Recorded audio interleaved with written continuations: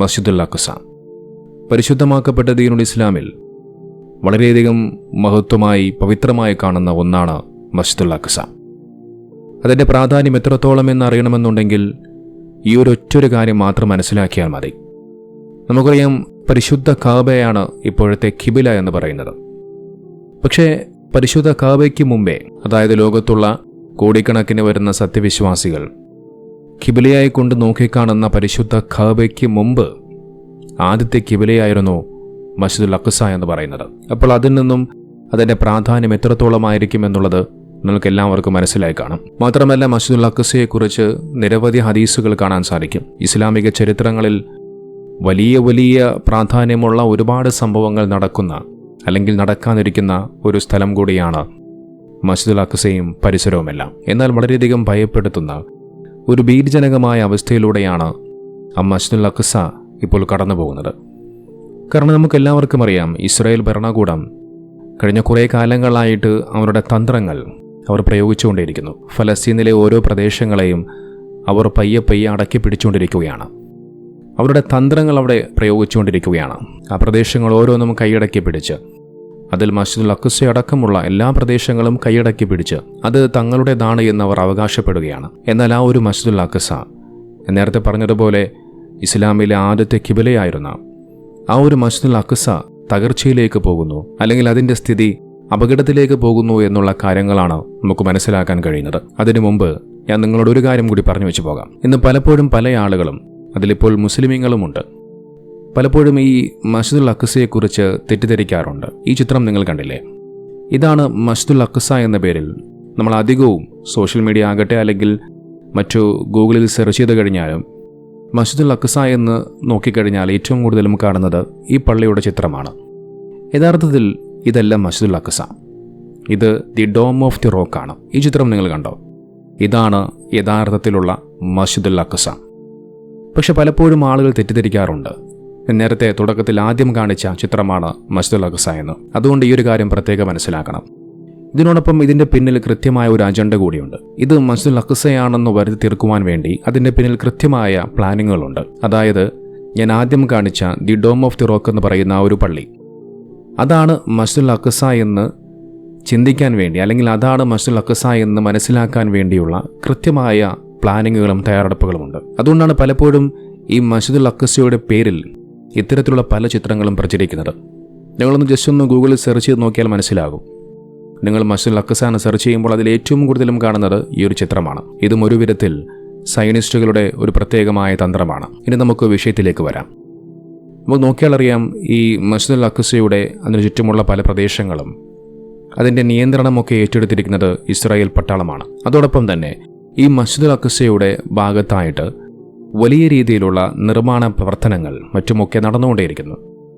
നിർമ്മാണ പ്രവർത്തനങ്ങളെന്ന് പറയുന്നത് ഈ മസ്ജിദുൽ അഖ്സയുടെ താഴ്ഭാഗത്തായിട്ട് വലിയ വലിയ തുരങ്കങ്ങൾ, ടണലുകളൊക്കെ ഇസ്രായേൽ നിർമ്മിച്ചുകൊണ്ടേയിരിക്കുന്നു. ഇതാദ്യമായിട്ടൊന്നുമല്ല, വർഷങ്ങളായിട്ട് ഇവർ ഈ ഒരു പ്രവർത്തനം ചെയ്തുകൊണ്ടേയിരിക്കുന്നു. എന്തിനാണെന്ന് ചോദിച്ചു കഴിഞ്ഞാൽ, ഈ പള്ളിക്ക് കീഴിലുള്ള, ഈ മസ്ജിദുൽ അഖ്സയുടെ പള്ളിക്ക് കീഴിലുള്ള പല സ്ഥലങ്ങളെയും ബന്ധിപ്പിക്കാനായിട്ടാണ് തങ്ങൾ ഈ തുരങ്കങ്ങൾ അല്ലെങ്കിൽ ഈ ടണലുകൾ നിർമ്മിക്കുന്നത് എന്നാണ് ഇസ്രായേൽ അവകാശപ്പെടുന്നത്. എന്നാൽ ഇതിൻ്റെ പിന്നിലുള്ള സയനിസ്റ്റുകളുടെ അജണ്ട നമുക്ക് എല്ലാവർക്കും കൃത്യമായി മനസ്സിലാക്കാൻ സാധിക്കും. ഇത്തരത്തിലുള്ള ഈ ടണലുകളും മറ്റുമൊക്കെ നിർമ്മിച്ചുകൊണ്ട് അതിൻ്റെ ആ ഒരു അധികാരം അല്ലെങ്കിൽ അതിനുള്ള നിയന്ത്രണം ഇസ്രായേലിൻ്റെ കൈവശമാക്കാൻ വേണ്ടിയിട്ടാണ് ഇത്തരം പദ്ധതികളൊക്കെ നടപ്പിലാക്കിക്കൊണ്ടേയിരിക്കുന്നത്. നോക്കി, ഇത്തരത്തിൽ ഈ ടണലുകൾ നിർമ്മിക്കുമ്പോൾ അത് മസ്ജിദുൽ അഖ്സയുടെ അടിത്തറ തന്നെ വലിയ രീതിയിലുള്ള അപകടത്തിലേക്ക് പോകാൻ സാധ്യതയുണ്ട് എന്ന് വിദഗ്ധർ ചൂണ്ടിക്കാട്ടുന്നുണ്ട്. മസ്ജിദുൽ അഖ്സയുടെ നിലനിൽപ്പിന് തന്നെ അത് വലിയ രീതിയിലുള്ള അപകടകരമായി മാറുകയാണ്, വലിയ ദോഷമായി മാറുകയാണ്. നമുക്കെല്ലാവർക്കും അറിയാം, ഒരു സാധനത്തിൻ്റെ ഏറ്റവും വലിയ സ്ട്രോങ് എന്ന് പറയുന്നത് അതിൻ്റെ ബേസ്മെൻ്റ് ആണ്.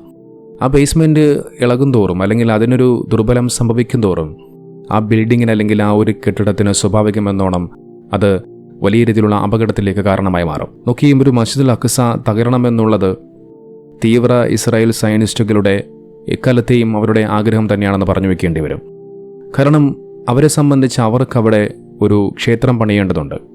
ദി തേർഡ് ടെമ്പിൾ, അതായത് മൂന്നാമത്തെ ക്ഷേത്രം. ആ ക്ഷേത്രം പണിയാനുള്ള പദ്ധതിയിലാണ് ഇസ്രായേൽ സയനിസ്റ്റുകൾ. കാരണം അത് അവരുടെ എക്കാലത്തെയും വലിയ സ്വപ്നമാണ്, ആഗ്രഹമാണ്. പക്ഷേ മസ്ജിദുൽ അഖ്സയെ പെട്ടെന്ന് അങ്ങനെ ഒരു നിമിഷ നേരം കൊണ്ട് തകർത്ത് അവിടെ ഒരു ക്ഷേത്രം പണിയുക എന്നുള്ളത് ഇസ്രായേലിന് ഒരിക്കലും സാധ്യമല്ല. ഇനി അഥവാ അങ്ങനെ സാധിച്ചാൽ തന്നെയും അത് ലോകത്ത് വലിയ രീതിയിലുള്ള പ്രശ്നങ്ങൾക്ക് കാരണമായി മാറും. അതുകൊണ്ടായിരിക്കാം പതുക്കെ ടണലുകളൊക്കെ നിർമ്മിച്ച് ആ പള്ളിയുടെ ബേസ്മെൻറ്റ് ദുർബലപ്പെടുത്തി അതിനെ തകർക്കാനുള്ള ലക്ഷ്യങ്ങളുമായി ഇസ്രായേൽ മുന്നോട്ട് പോകുന്നത് എന്നുള്ളതാണ് നമുക്ക് മനസ്സിലാക്കാൻ കഴിയുന്നത്. നമുക്കറിയാം, ജൂതന്മാരെ സംബന്ധിച്ച് അവർ ഏറ്റവും കൂടുതലും കാത്തിരിക്കുന്ന ഒന്നാണ് ദജ്ജാൽ, അതായത് ആൻറ്റി ക്രൈസ്റ്റ് എന്ന് പറയുന്നത്. ആ ദജ്ജാലിനെ വരവേൽക്കാൻ വേണ്ടി അവർ കാത്തിരിക്കുകയാണ്.